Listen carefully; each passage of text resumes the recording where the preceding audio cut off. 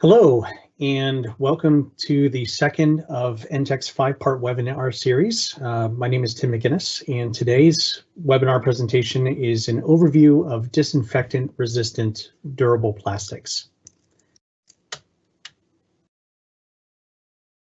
Give you a moment to review the legal disclaimer.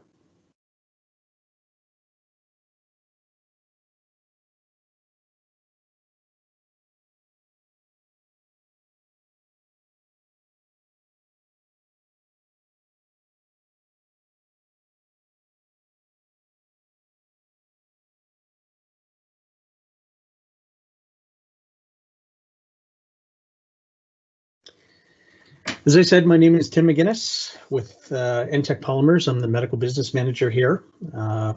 We're going to review, after a quick introduction, we will review the background in the fight against hospital-acquired infections, which is really the genesis of these ESC failures that we're seeing out there in the field.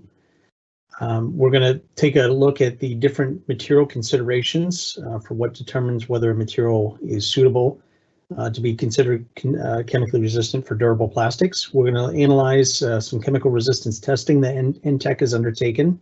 We're going to look at those test results, and then we're going to give you some conclusions and final thoughts.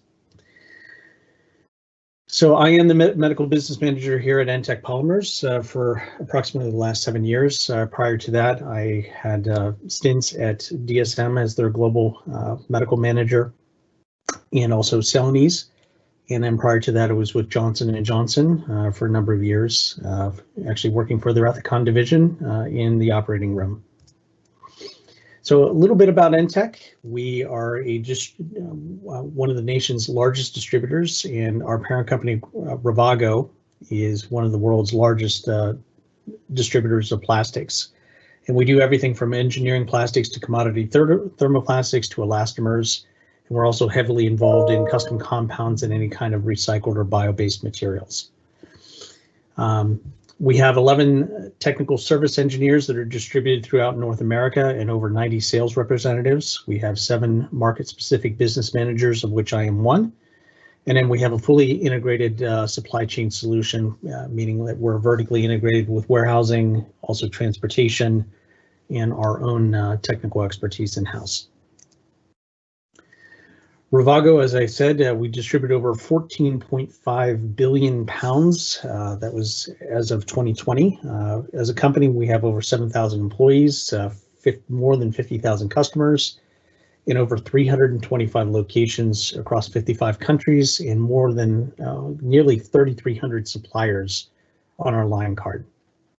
So we have one of the largest and most diverse portfolios in the world. So to get started on this,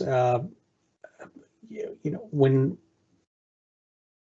we were looking at chemically resistant materials, this has actually been going on for some time in the medical and healthcare field. So there was a number of regulatory changes, which we'll review in a minute, that have basically forced the healthcare field into discovering that they needed more chemically resistant materials for some of their durable plastics. And again, we'll cover that. But with the recent pandemic, there is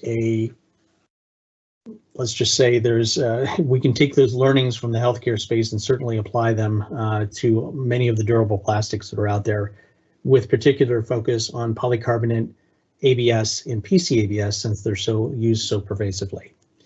So a little bit of a background on hospital-acquired infections for those who may not be familiar and how these regulatory changes came about and why. So approximately 1.7 million people per year get a hospital-acquired infection during their stay.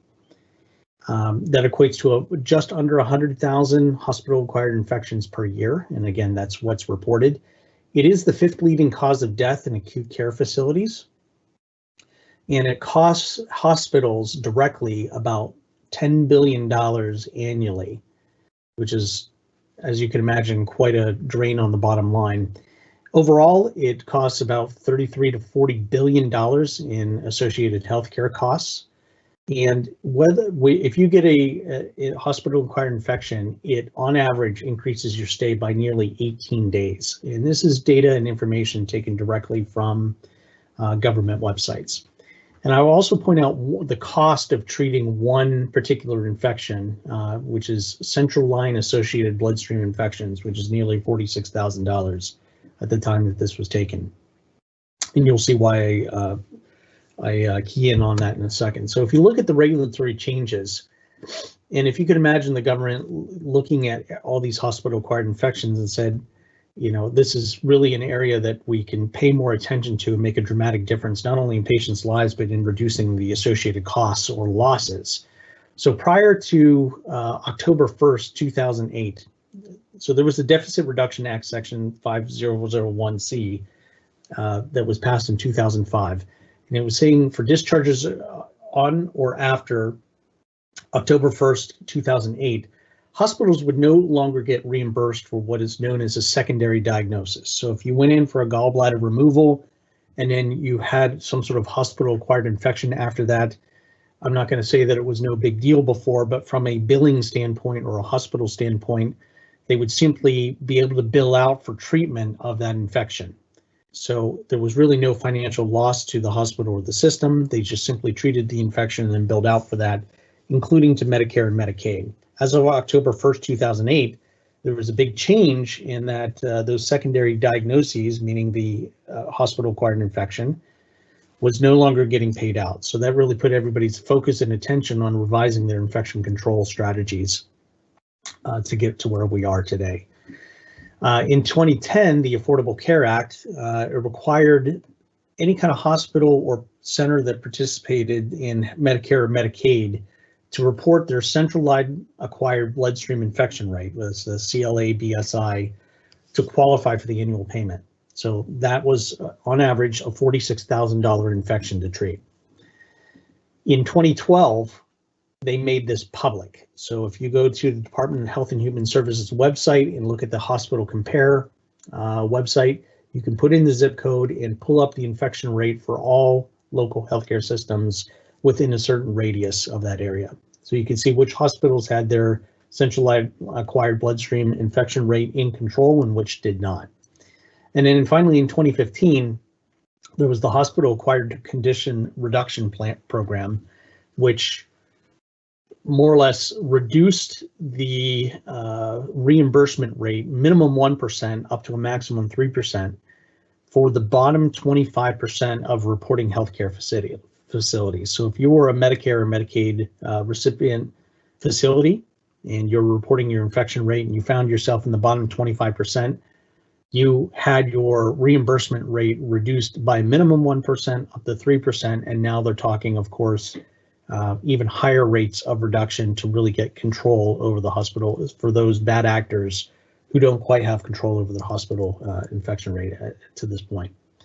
So to lower the incidence of hospital-acquired infections, new and stronger caustic chemical disinfectants were used to address all of these infections. So they started, everybody pulled out the sledgehammer and tried to find very, very strong chemical disinfectants to kill any kind of germs, including antibiotic-resistant strains and viruses.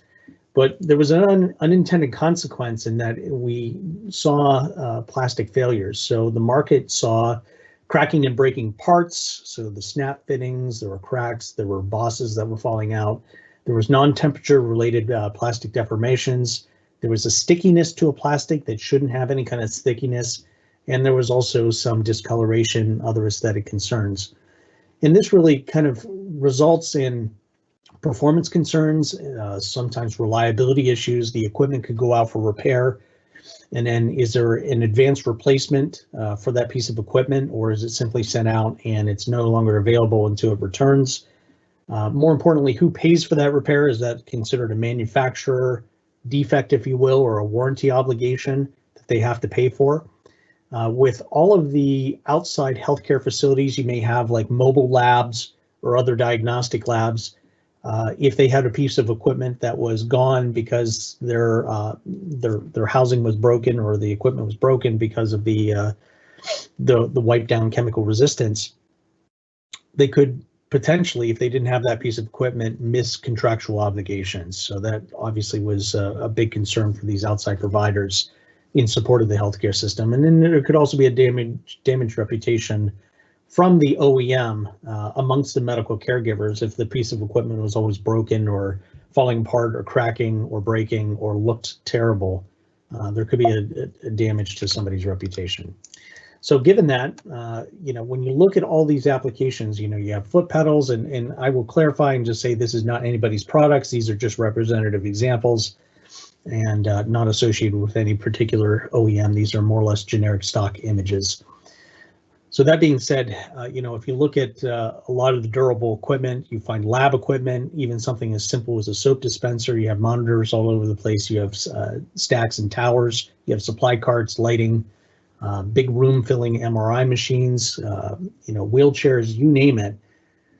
It really cuts across all these medical applications. And the one thing that this has in common is that they all fall under an infection control protocol. So now these hospital grade disinfectants, ever since the COVID-19 pandemic came about, all of these hospital grade disinfectants are now being recommended by the CDC. And this is actually, when you get a copy of this presentation, this is actually a web link, takes you directly to the CDC website. And governments and companies, those who have people, people in public spaces, people anywhere that people congregate, governments and companies are following these new disinfection recommendations. So whereas before they may have a cleaning procedure, now they also have a cleaning and a disinfection procedure so that they can prove that they've had their facility safe and sanitized. The American Chemistry Council has a complete list of hospital grade disinfectants, and again, this is a live link that you can go to after the presentation when you receive a copy. And this list shows every chemical that's effective against COVID-19 and or EPA approved. So this is the complete list of chemicals, including private label chemicals that people can go to find out what is, that's basically been validated to kill the COVID-19 virus. But as I said before, not only are durable healthcare plastics at risk for this failure, many other common durable plastics, especially those that are found in public and commercial spaces, in high-touch applications, are at risk from the same chemical attack. So you may have had cleaning procedures before in the free world where, outside of a healthcare facility, there may have just been cleaning procedures, but not necessarily a disinfectant procedure. Not now, disinfectants are not only used, they're being used more frequently, and it was never a consideration when the product was first designed. So if you look at some of the common examples that are out there in the commercial spaces, and again, you think of any plastic that's in a durable space, you have office environments, you have schools, you have public transportation, you have airlines, you have playgrounds, light switches, vehicles, remote controls, anything in a hotel room, gym equipment. The list is endless. You could talk about shopping carts, any high-touch surface that exists in a credit card machines, monitors of every type, even the retail barriers themselves, the transparent retail barriers themselves, are now being subject to a chemical wipe down of sorts. So there you have it. You have the shopping cart handle, you have the chemical barrier, gas pumps, credit card machines, etc. So when you look at the 6 primary chemical disinfectant chemistries that are used to sanitize medical devices, which are now also being used to sanitize other durable plastics, or other plastics and durable applications, I should say. You have, first and foremost, quaternary ammonium compounds, and these are colloquially called quats for short, or quaternary ammonium compounds. We have alcohols such as isopropyl alcohol up to various concentration percentages. We have hydrogen peroxides, again, of various concentrations and percentages. We have aldehydes. We have alkyl amines, and then we also have chlorine, so that's your bleach type products. And here's some representative examples. Again, Entec has no affiliation with these products. These are just representative examples of products that contain some of these. biocides. Particularly the quaternary ammonium compounds is where the market seems to settle, and unfortunately these are also the most caustic on plastic. So if you look at Santa Claus AF3, the next time that you're in your doctor's office, take a look around, and I bet you'll see either the red or purple version of this particular product up in hallways so that they can grab a quick wipe down the bedding or the exam room prior to the next patient coming in. These come in solutions and wipes and various forms. So there's ready to use, there's wipes, and there's dilutable solutions. And because these come in different form factors or formulations, so there's different factors that affect how these chemical failures can occur. So one is the type of chemical, which we covered, the concentration level of that chemical, how frequently it's being cleaned, which is also critical. So what's the frequency of the exposure, the type of plastic that's being disinfected, and then any kind of residual stress in the molded in components. So that's really where this, reaches the breaking point. So the chemical is actually attacking the residual stress in the molded in component, and that's what's causing the stress cracking and breaking. So if you look at the ideal plastic material, you want something that's easy to clean, something that's highly chemically resistant, impact resistance, good aesthetics and colorability. And again, we're talking about a material that's expected to survive for years and years in a commercial space or a public space before it's reached the end of its usable life. So you want something that has good aesthetics and colorability, good melt flow, something that's very easy to process and has consistent shrink. Has a very good long-term reliability and creep resistance. Sometimes you need UV stability in these products. Sometimes you need flame ratings in these products. And then in the case of healthcare products, sometimes you need biocompatibility certifications if it's in direct contact with the patient. But there's inherent conflicts with these material properties. So you have a material that has very high impact strength, such as a polycarbonate. It often coincides with very low chemical resistance. And just the opposite, you have a material with very low impact strength, such as polypropylene, and often coincides with something with very high chemical resistance. So there's an inherent conflict built in here. So you want all of these properties, but there's a conflict in the inherent properties of the material itself.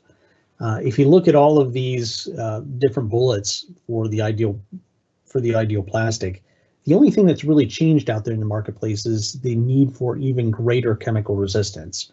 All the others have remained the same. So the dynamic of the market has changed, and I think permanently, that you really have to consider a more chemically resistant material to survive long term. And that can only be determined by you and what product that you're making, and whether or not that product is intended to last or will last for the required amount of time before it being disposed of. So fortunately, there are a lot of material options, and we're going to pick on polycarbonate ABS and PCABS because it's used so pervasively. So you have these three materials, and they are now being transitioned into a wide range of other materials. And this is a fairly comprehensive list of materials that will be suitable replacements for polycarbonate ABS or PCABS and provide much improved chemical resistance. These are more engineered resins. Not all of them have the same shrink as polycarbonate ABS or PCABS, which means that if you want to use existing tooling, you have to be careful about which one of these that you select. And so if you look at the list of materials that are out there, you can see that PCPET, that's very commonly used as let's call it generically a drop-in replacement. And when I say drop-in, it doesn't necessarily mean that there wouldn't be tweaks to the mold or the machine or the process in and of itself to get it to work properly, but it's similar shrink enough that with minor manipulation, you should be able to make it work. We have copolyester elastomers. We have a polycarbonate copolymer that's being promoted by Sobic that, extends the life. I guess you could say the best, and Sobic themselves will tell you this, that it's an improvement over their standard polycarbonate, but it's not the magic bullet for a polycarbonate lasting or surviving much longer. It does help it last longer, but not, maybe not the full useful life that you're looking for. But again, you have to determine that on your own. If you are currently in polycarbonate ABS or PC ABS and you want to shift to, another material such as a PC PBT or, an Ultem or a Radel or an Ultrason, then you would require new tooling at that point. So if you're trying to replace, you have a very short list of materials that are much more chemically resistant that you can drop in as a replacement into existing tooling to get that improved chemical resistance. Or if it's time to cut new tooling anyhow, then you have, of course, the world of options, including more crystalline options. Now, one thing must be said, the pricing on these is typically pretty heavy. So, all of these represent an increase in price over standard polycarbonate ABS or PC ABS. But the reality is that, all of the resins are going to be much more engineered, which means that they carry a higher price tag of various proportions. And that's something to be aware of. But we're entering in the new normal where the existing materials, the traditional materials, just no longer do the job. They simply don't have the chemical resistance. So Entec being a distributor, we have a portfolio of materials that are available to us to position in any kind of application. So that's what we do, and that's primarily what I do, is we work with OEMs and brand holders and other people within the value chain on properly, making material recommendations that are likely to work. And, when this first came out, it was when it first presented itself that we started seeing all these healthcare durable device failures that was as a result of all these chemical wipe downs, these caustic chemical disinfecting chemicals. We started to ask our suppliers for information as to the chemical resistance, and Trinzio was far ahead of the curve, did a fantastic job, and had tested their PCPET material against many of the most caustic disinfectants that are out there. All PCPETs, in all fairness to Trinzio, all PCPETs struggle against Virex TB. There's something about the chemistry of that particular quaternary ammonium compound that it really is very, very tough on plastics. And for that reason, you'll see a lot of medical OEMs want to specifically see the test results against Virex TB because it is so pervasive out in the marketplace, and it is one of the toughest chemicals that are out there. So data was limited. Trinzio fortunately had data. I saw some data from Eastman, but when you look at it, there was ultimately very limited chemical resistance testing data from our suppliers, or even competitive suppliers, let's say. And when it was put into a side-by-side, when you were looking at the data or the end test results, the test setup was different, the duration was different, how many times the chemical was exposed was different. And so a real apples to apples comparison really couldn't be drawn. So we could just send in a bunch of information as to the relative chemical performance of each material sent under each condition. And that was really it, but there was no side-by-side testing that was available. So what we did is we undertook that effort at Entec, and we molded all the materials ourselves. We brought in dozens of different materials, and we originally started testing at 0% and then and also 1% in the standard ASTM D543 setup. But we also had to develop a protocol that made sense and was based in reality out there in the marketplace, something that was going to bring you, the customer, good information in terms of a side-by-side comparative. So I talked with 15 of our largest medical OEMs, the folks that are household names that you would know right off the top of your head, and and certainly are in this market space where they have durable equipment housings.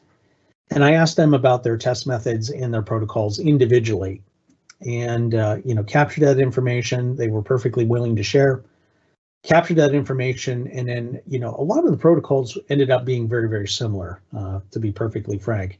So the harmonization was not difficult, but what we did is we harmonized the test methods or protocols, and we settled in at a 96-hour test at 0 and 1% with a single exposure, and we put everything into an environmental chamber, and we elected not to bag things to recreate a realistic environment where a product is wiped down and left to dry at a particular rate. The one thing that we did do is if it was a wipe, we wiped the bar and left the wipe on top of the bar at the midpoint where the most strain was. If it was in a dilution, gauze was used, and then it was wiped with the gauze, and again, it was left on top. And if it was ready to use, then it was sprayed, wiped down, the gauze was sprayed, wiped down, and again, left on top. So it was in direct contact with the bar, it just left to evaporate or dry naturally. And that's really the test methods that we came up with. I went back and validated with each of these 15 medical OEMs, and they in fact said that that would be meaningful data to them to be able to see the chemical performance of all these different materials in a side-by-side comparison. So again, this says 28 materials. I think we're, with some of the more recent things that we've done, we're actually closer to 33 materials. And we eventually dropped the 0% stress level because what we found is even for standard polycarbonate or standard ABS, we weren't getting good data out of it. I mean, we were getting good data, but there was no effect. Without kind of the stress and strain, there was absolutely zero effect on even a material that was known to not be chemically resistant.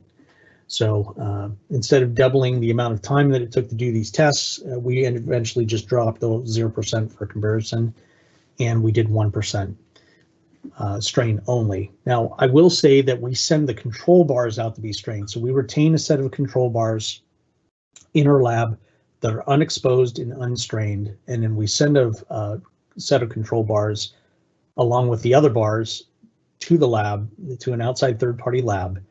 And we have a set of control bars that are strained for the same 96 hours. So we have no exposure, but strain.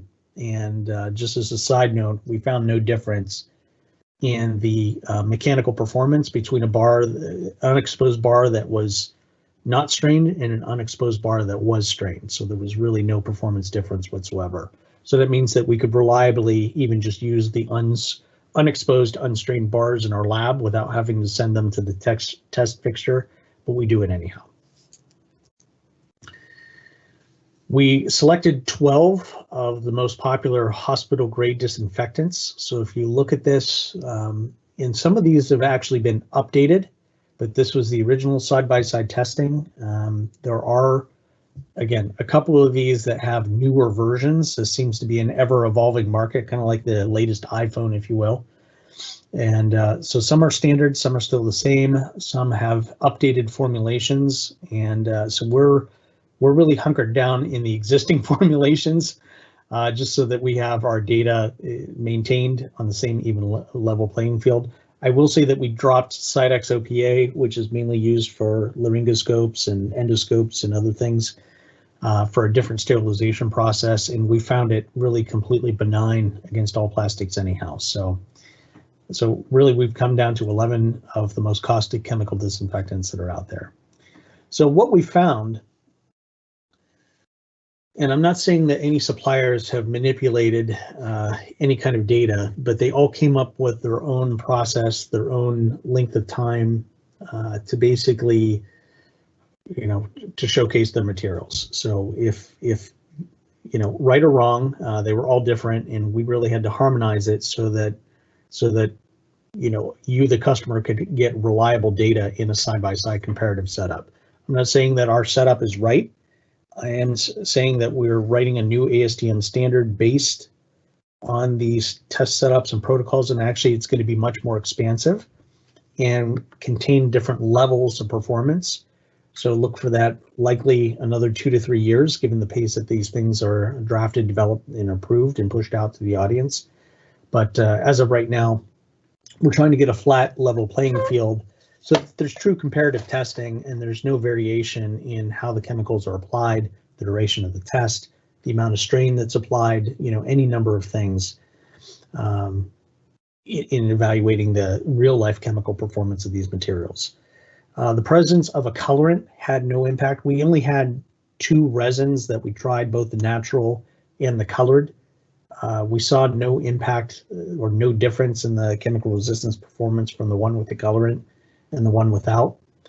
What was surprising was that if it had an FR additive, we actually saw an improved chemical resistance in most, but not all cases. So that's not the case in every time, but I would say 85% of the time, if I were to give you a rough number, 80%, 85% of the time, any FR additive improved the chemical resistance. So something with chemistry, something about improved crystallinity, something was working at the molecular level to offer improved chemical resistance for the FR additive. And usually when you have additives, it weakens the material's chemical resistance or performance, or could provide an Achilles heel for reduced performance. But the reality is that we saw an improvement in most cases. And we also found something very interesting. You cannot make any kind of generalization regarding chemical resistance of a material type. So in other words, we tested, and I'll show you a slide here shortly with some of the results. We tested 5 different PCPETs and from 4 different suppliers, and all of those PCPETs had wildly different chemical resistance performance. So even though they are different PCPET, they are all PCPETs, and from a datasheet perspective, they have the same melt flow, they have the same modulus, they more or less look the same or are promoted as offsets. The individual chemistry from that particular material, from that particular supplier, mattered. So while it is true that you could say in general PCPET does offer improved performance over regular polycarbonate, that's true.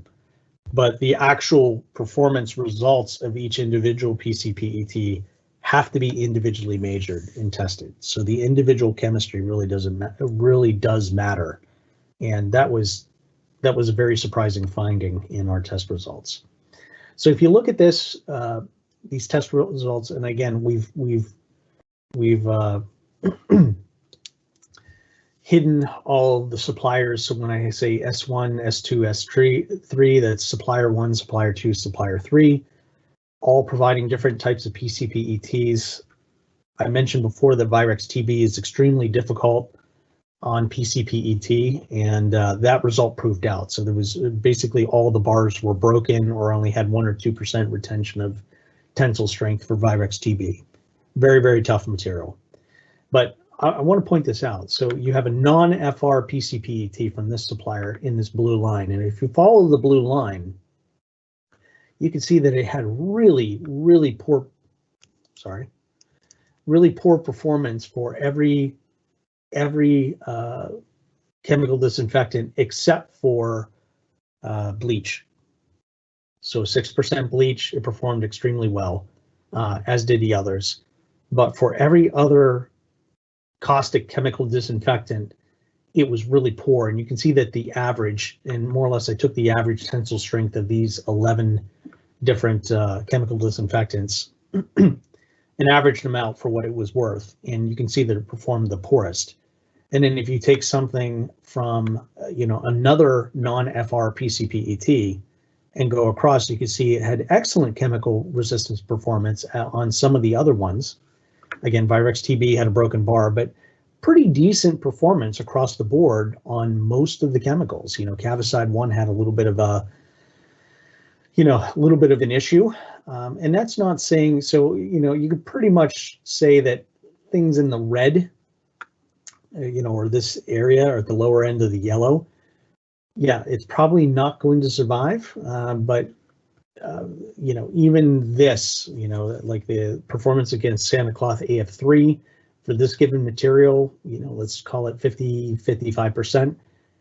It still may be suitable for your particular application. You know, it's not going to be as chemically resistant, of course, as it proves out in the data, but the remaining chemical resistance could be suitable for whatever performance or length of product time that you're trying to get. So that was one of the interesting things, is that the individual chemistry, I mean, the huge difference in performance, you can see that they generally follow the same path, but there was just some outliers. And we even ran a couple of these twice just to verify the results, because the results were so different. We expected everything to be lined up, and it was anything but. So again, individual chemistry matters. Can't make broad generalizations on any PCPET. Another interesting result, we have general ABS, and this is more or less the average of all the different ABS grades that we tested, the natural ABS grades. We have the average for all the general polycarbonate grades that we tested. So out of all the polycarbonates, this is what we tested. My apologies. To come up with that average. And then we had a general PCABS, and we only tested the FR versions of PCABS because that's all really that we found that we were involved with, and came up with an average by chemical for that. And if you look at this gold line and this red line, these are materials made by so this ABS and this impact modified clear ABS are manufactured by the same supplier. So same supply chains, made in the same facility. It's just that this gold one, this different product, has an impact modifier in it, more or less like a rubber. And that made all the difference in the world in terms of the chemical resistance performance. So here you have, you know, very, very close chemistry. You know, a lot of the same supply feedstocks that are going into this, and yet you have near perfect chemical resistance with one of these materials from the same supplier, just because it has a bit of impact modifier in it. So again, you know, huge difference just in individual chemistries.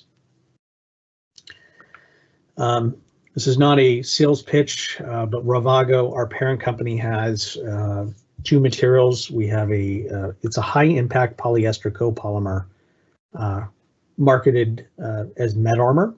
And so we have FR and non-FR variants of this particular material. And we also, and that's a high impact polyester copolymer for these two. And then the Med Armor 8120U is a PCPBT with UV stabilizer.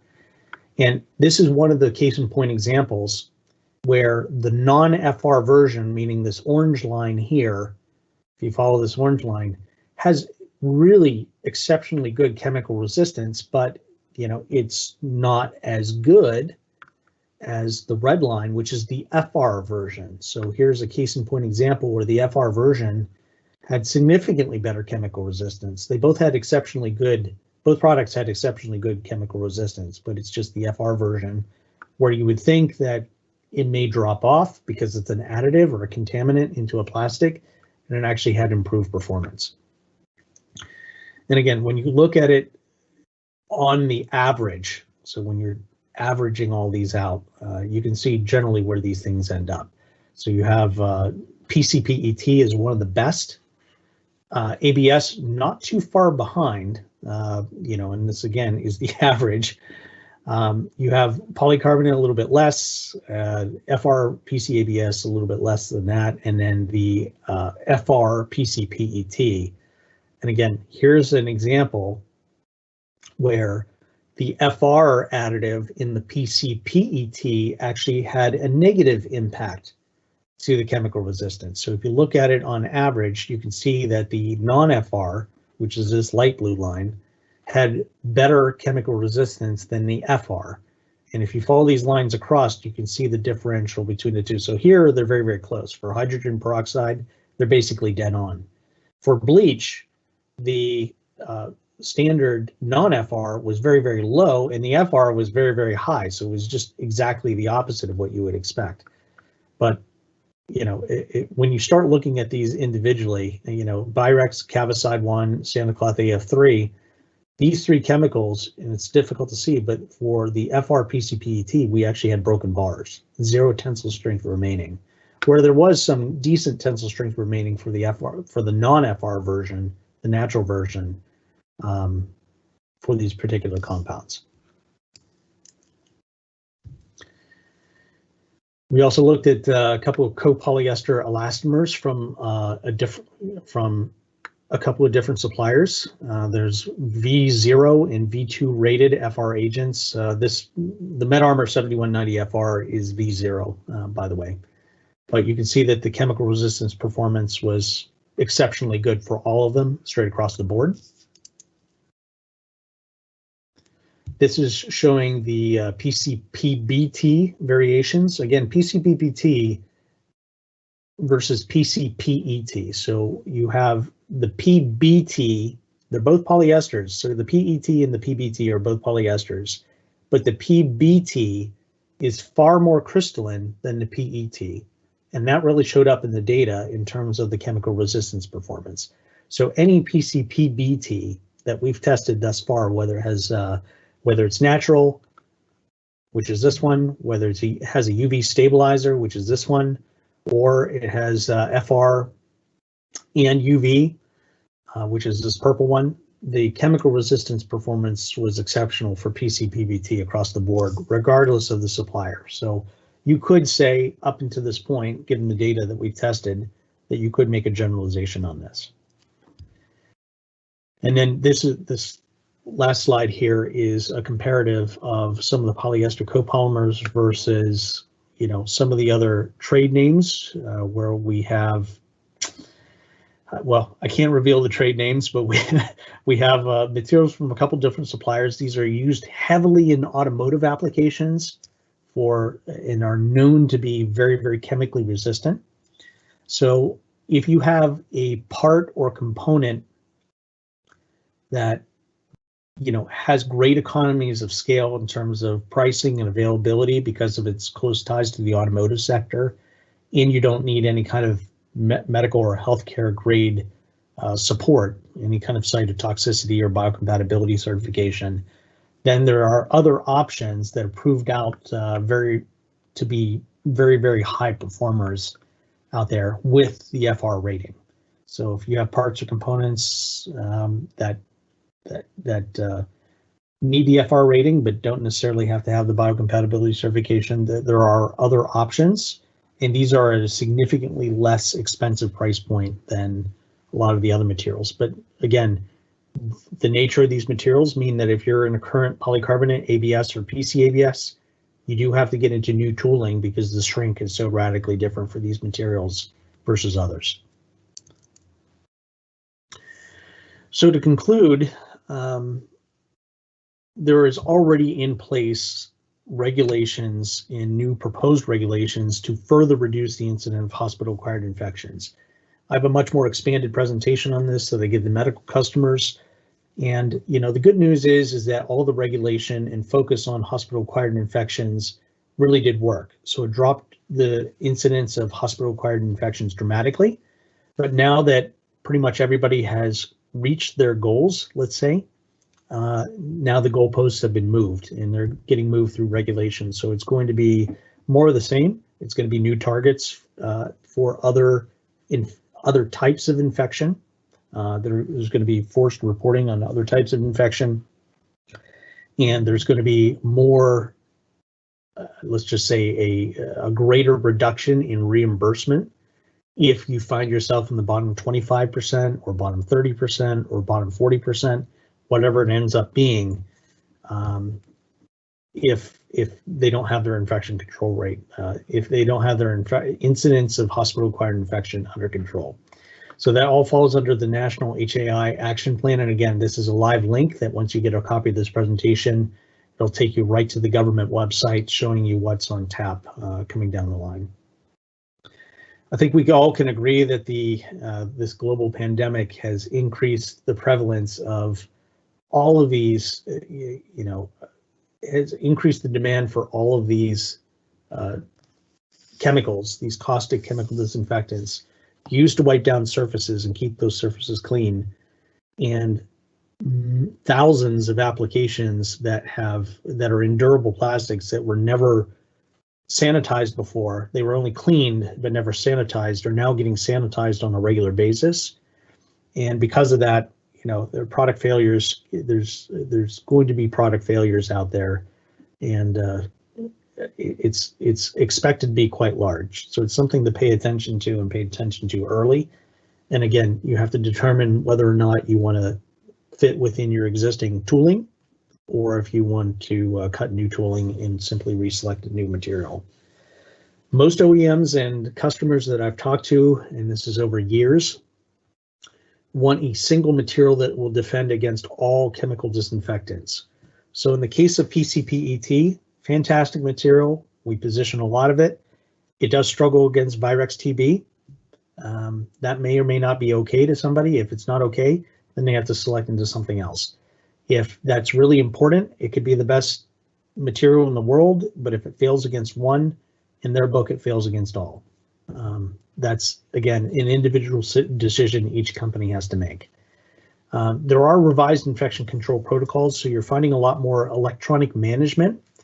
So it's no longer, just a sign-off sheet or, part of a routine. There's actually digital sign-offs now. What was done when, what was used, so that is going to guarantee that things are being sanitized on a regular basis. And if a facility is ever brought into the legal system for one reason or another, that they actually have a log or a record of what they're using. They can prove that it does kill COVID-19 because they're using it from the approved chemical list. And then there is a there's an electronic chain showing that it was done and who it was done by. The individual chemistry does matter, and again, the data proves that out. There are significant differences between grades of the same material class, such as PCPET. But thankfully, there are chemically resistant options that are both clear and opaque, or transparent and opaque, and for both new and existing molds. So some of our final thoughts, really we can take the lessons learned from the healthcare space and apply it to any kind of durable plastic application that's out there where the product is expected to perform for a period of time.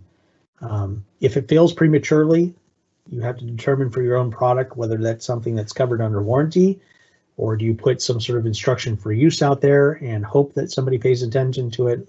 For example, don't use isopropyl alcohol to wipe this down, use only these chemicals. Those are the nuances that you have to figure out for your own individual products. But the reality is that, we're living in a new normal, that this is going to continue on for some period of time. And we now have to search out and seek out for much more chemically resistant materials to survive these chemical disinfectants. Everybody is seemingly following the CDC recommendations for cleaning and disinfection, and also keeping logs and tracks of that. And that's really for every aspect of life that's out there. So you have airlines. I think we can all agree that the airlines have been all over this, as is public transportation, different offices and other facilities.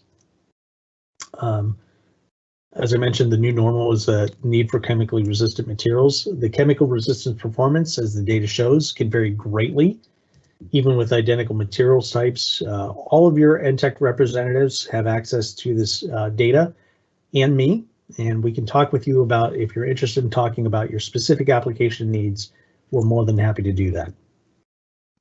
Thank you for your time. So if we have any questions, now would be the time that you can ask them on the in the sidebar on the right.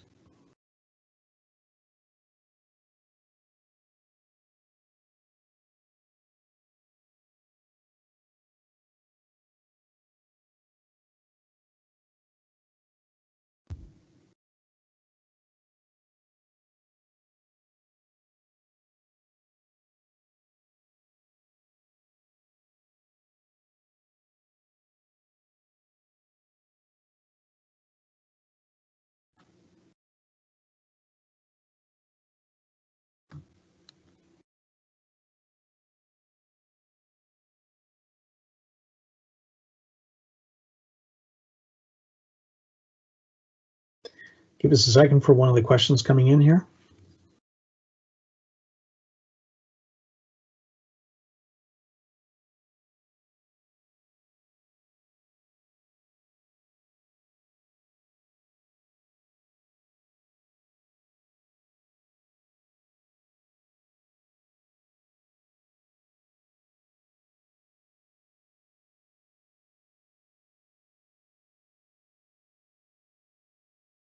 So one of the questions is, when is the new protocol expected and how is it being developed?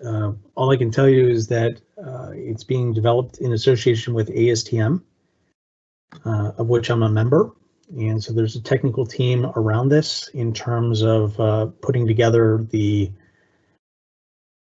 application protocol in a very standard way so that the output of that is it rates the chemical resistance of that material and gives you the duration of that material as well in that application. So there's a lot yet to be defined, so I can't specifically do that. Got another question. Can we get a copy of the presentation? Yes, you will have a link. Link will be sent to you that you can download a PDF version of this presentation.